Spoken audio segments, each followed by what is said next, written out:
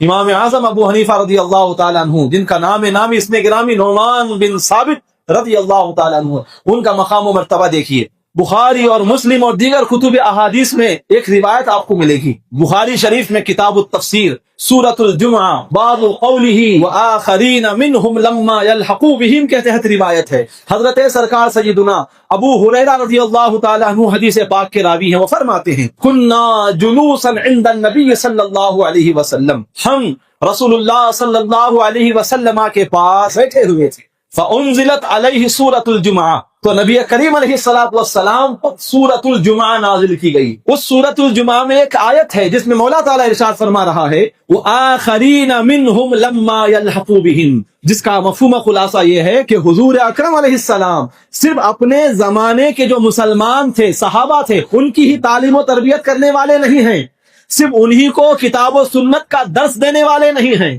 صرف انہی کو آیتیں پڑھ کر سنانے والے نہیں ہیں، بلکہ قیامت تک جسے بھی کتاب و حکمت کی تعلیم ملے گی مصطفیٰ ہی سے ملے گی،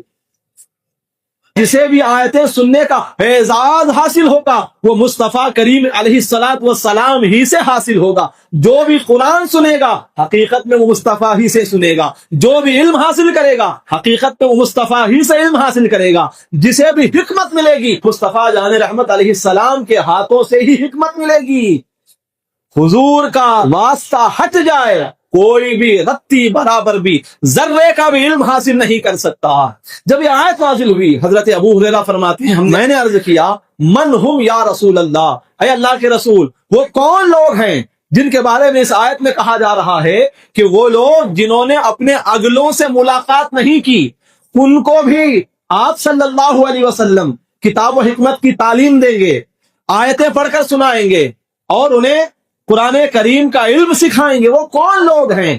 تو آقا کریم علیہ السلام خاموش رہے۔ میں نے دوسری مرتبہ عرض کیا پھر بھی حضور خاموش رہے۔ وفینا سلمان الفارسی، ہماری مجلس میں حضرت سلمان فارسی رضی اللہ عنہ بھی موجود تھے۔ سلمان فارسی صحابی رسول جلیل القدر مقام رکھنے والے، آپ اہل فارس میں سے تھے۔ تو آقا کریم علیہ السلام سے جب میں نے 3 مرتبہ یہ سوال کیا وضع یدہ علی سلمان، نبی کریم علیہ السلام نے حضرت سلمان فارسی رضی اللہ عنہ پر ہاتھ رکھا اور ارشاد فرمایا لو کان الایمان عند الثریا لنالہ رجال او رجل من ہؤلاء، اگر ایمان دنیا سے ختم ہو جائے اور ایمان ثریا نامی ستارے تک پہنچ جائے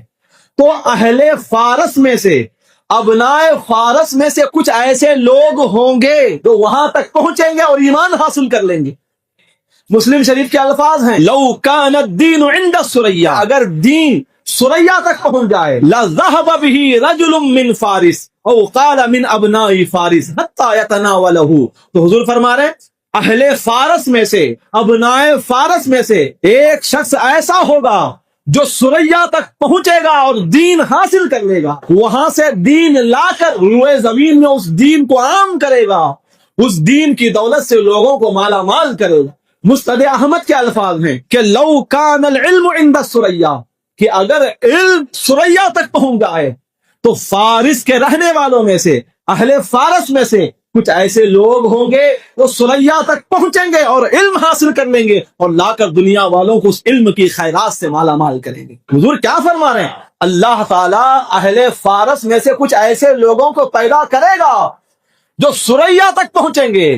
اور وہاں سے علم کو، دین کو اور مذہب اسلام کو لے کر آئیں گے اور دنیا والوں کو اس علم سے، اس مذہب سے، اس اسلام سے مالا مال کریں۔ اب ان لوگوں کا کیا مقام ہوگا،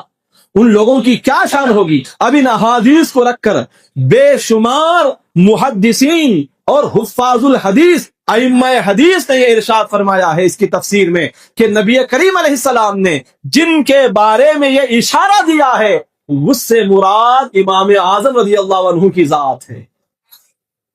ان حدیثوں میں نبی کریم جس شخصیت کے بارے میں بتا رہے ہیں